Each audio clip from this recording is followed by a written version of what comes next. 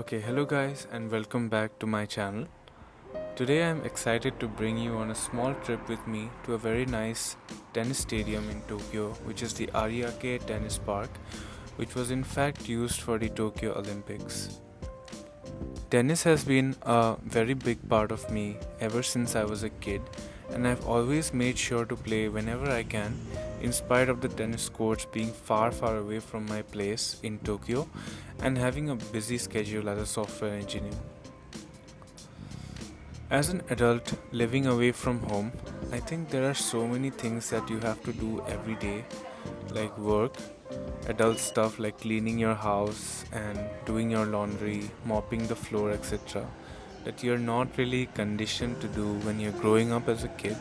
Especially in my case, because in India at least, most of it is done with the help of maids and other family members. So, in these times, I feel that having something where you can really pour yourself into and forget about everything else, even if it's just for 2 3 hours, and just sink yourself into that activity, it's a great breather. It gives you a nice sense of refreshment, and for me, tennis has always been that activity. I'm sure it might be different for everyone else, like music, yoga, reading, etc. But yeah, this is what I have grown up with personally, and it's really something that I'm always grateful for whenever I need to recharge my batteries. See, we are in the right place. Hopefully, we should be. Okay, now let's talk about my experience.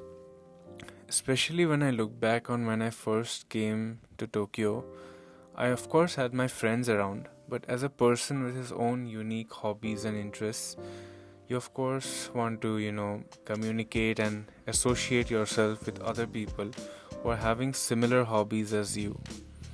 And I remember like going anxiously to different meetups just to find people I can really share interests with. And it's a strange feeling because back in India, I always had good friends who I had known for a long time, and there was no need for me to actively try and create these new relationships with new people.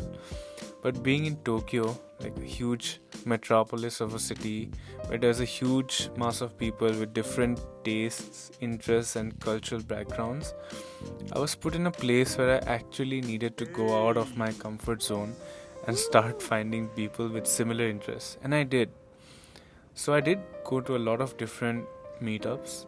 I highly recommend the Meetup app, by the way. Talked with different people, and I think it's really amazing when you find people who are like complete strangers initially, but then you kind of bond over those shared interests, and then you keep on meeting them and keep on playing and keep on enjoying. And over time, you realize that you've become good friends.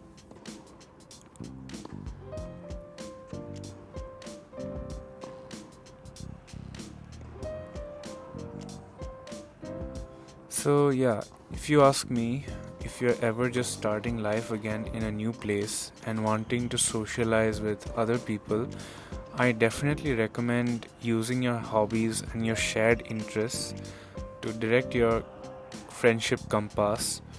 Since, due to that shared interest, you always have something to talk about and some event where you can spend some time together, be it tennis, music, comedy, etc. Everyone has those times, when they want to socialize and go out, especially in the weekends. So I think when you find such people, you should really be grateful for that and make sure you're always, consistent and putting your part and putting your work into that, into maintaining that relationship. And you may have guessed it already, my way of finding people was through their interest in tennis. So I did meet a lot of people, and believe me, I was and still am playing with them almost every week since the last 3 years. It's interesting because I would have never met them if I did not have this love for tennis, and likewise for them if they didn't like tennis. I think they wouldn't have come to those events and we would have never met, but yeah, that's just how it happened. Interests do connect people.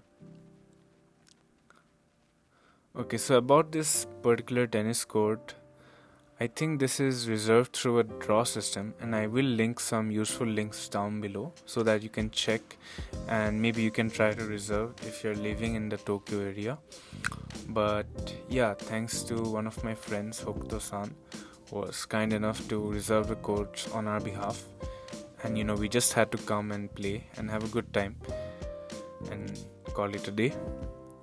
So yeah, that's all I had to share this time. See you in the next one. Take care. Bye bye.